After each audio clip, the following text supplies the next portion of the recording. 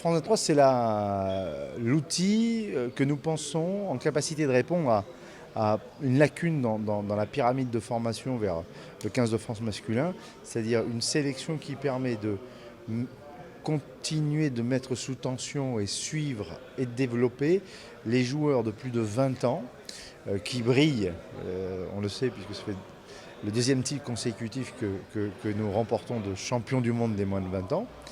Mais après ces joueurs-là, on les laissait finalement un petit peu dans la nature en espérant que, c'est un peu darwinien, que les plus forts s'en sortent. Et on se rend compte qu'on a un écosystème en France avec le top 14 qui n'est pas forcément construit pour cela.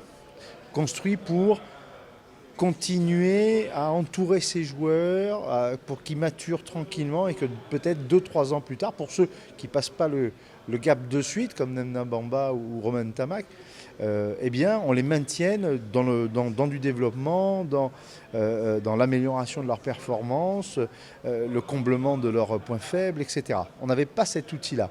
Voilà pourquoi on crée France 23, avec un petit sourire dans le nom. France 23, c'est évidemment l'âge à peu près de ces joueurs-là. Ce n'est pas les moins de 23, mais ça sera des joueurs qui tourneront autour de cet âge-là, entre 20 et 23-24 ans. Puis c'est aussi horizon 2023. Voilà.